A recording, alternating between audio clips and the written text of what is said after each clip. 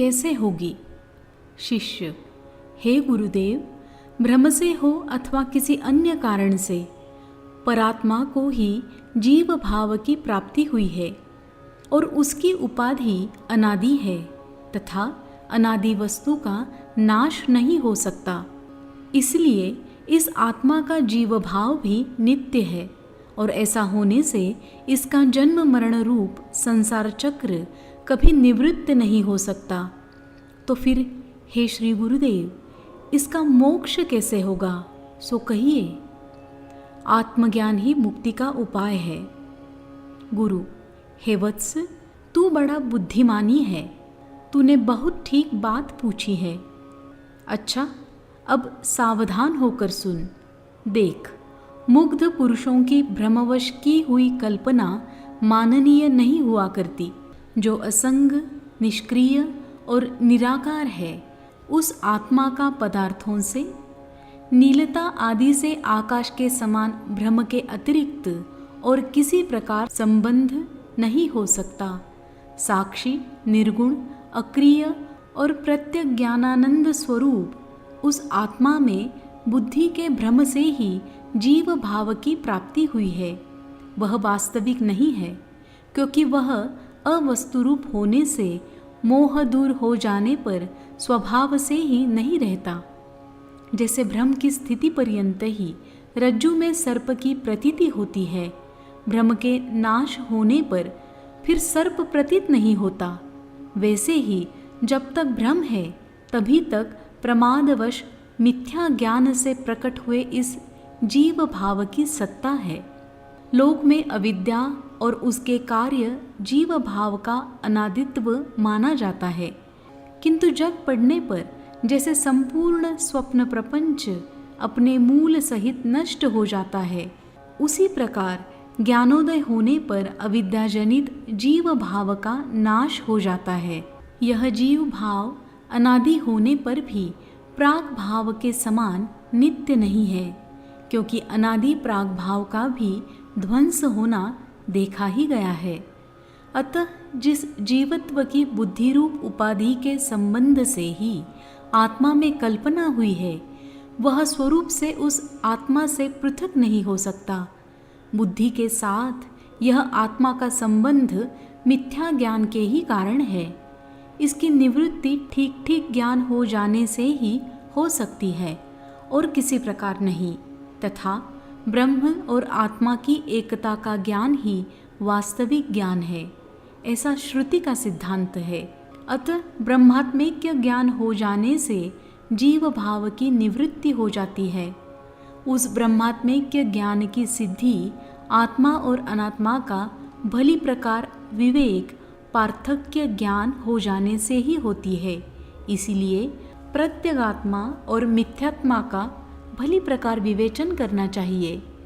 अत्यंत गंदला जल भी जिस प्रकार कीचड़ के बैठ जाने पर स्वच्छ जलमात्र रह जाता है, उसी प्रकार दोष से रहित हो जाने पर आत्मा भी स्पष्टतया प्रकाशित होने लगता है। सत्य अनात्मा के विचार से असत की निवृत्ति होने पर इस प्रत्यक आंतरिक आत्मा की स्पष्ट प्रतीति होने लगती है। अतः अहंकार आदि असदात्माओं का भली प्रकार बाध करना ही चाहिए।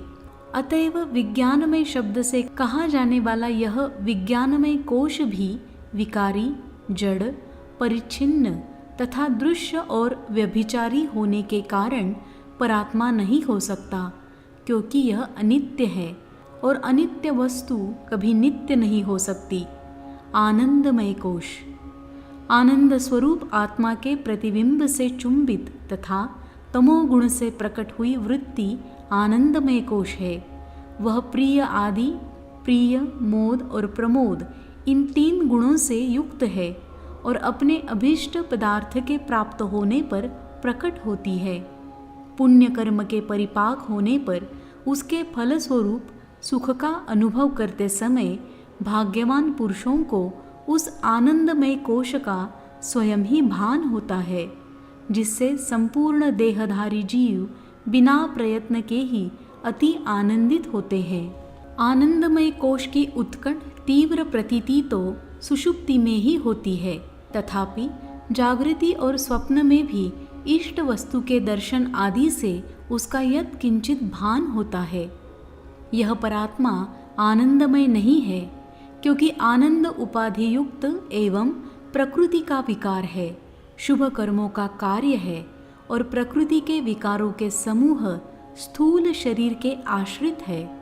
श्रुति के अनुकूल युक्तियों से पांचों कोशों का निषेध कर देने पर उनके निषेध की अवधि रूप शुद्ध बोध स्वरूप साक्षी आत्मा बच रहता है। इस प्रकार जो आत्मा स्वयं प्रकाश अन्नमयादि पांचों कोशों से पृथक तथा जागृत, स्वप्न और सुषुप्ति तीनों अवस्थाओं का साक्षी होकर सतरूप, निर्विकार, निर्मल और शुद्ध सत्स्वरूप है, उसे ही विद्वान पुरुष को अपना वास्तविक आत्मा समझना चाहिए। आत्मस्वरूप विषयक प्रश्न। शिष्य: हे गुरु, इन पांचों कोशों को मिथ्या रूप से निषिद्ध हो जाने पर तो मुझे सर्वाभाव, शून्य के अतिरिक्त और कुछ भी प्रतीत नहीं होता। फिर आपके कथनानुसार बुद्धिमान पुरुष किस वस्तु को अपना आत्मा माने? आत्मस्वरूप निरूपण। गुरु: हे विद्वन, तू बहुत ठीक कहता है। विचार करने में तू बहुत कुशल है। अरे, जैसे अहंकार आदि तेरे विकार है, वैसे ही उनका अभाव भी है। ये सब जिसके द्वारा अनुभव किए जाते हैं और जो स्वयं अनुभव नहीं किया जा सकता, अपनी सूक्ष्म बुद्धि के द्वारा उस सब के साक्षी को ही तू अपना आत्मा जान। जिसके द्वारा जो जो अनुभव किया जाता है वह सब उसी के साक्षित्व में कहा जाता है।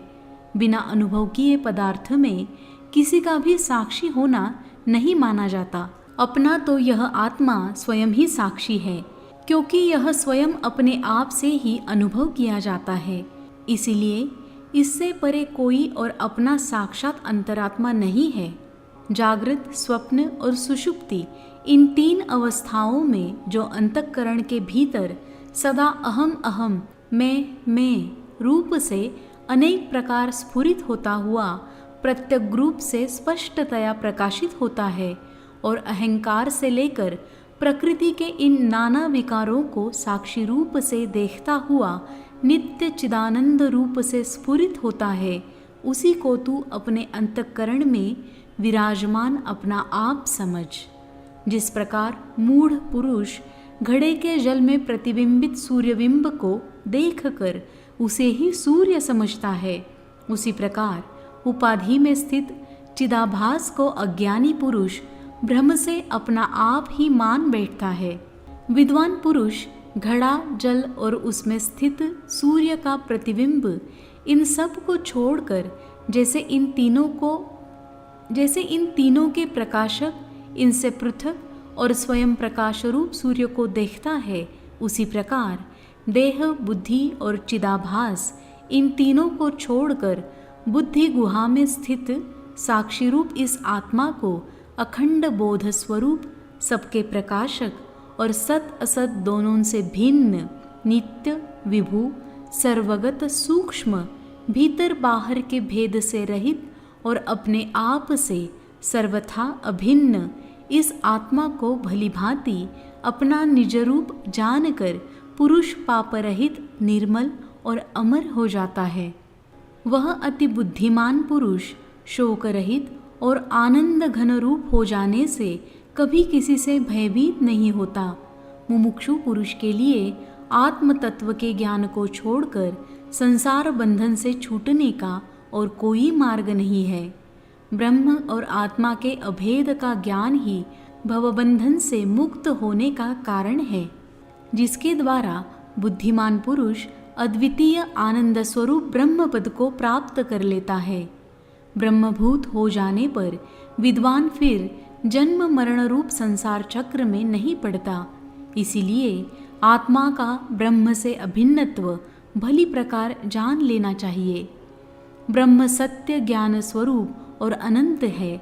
वह शुद्ध, पर, स्वतः सिद्ध, नित्य, एकमात्र आनंद रस स्वरूप, प्रत्यक, अंतरतम और अभिन्न है तथा निरंतर उन्नतिशाली है।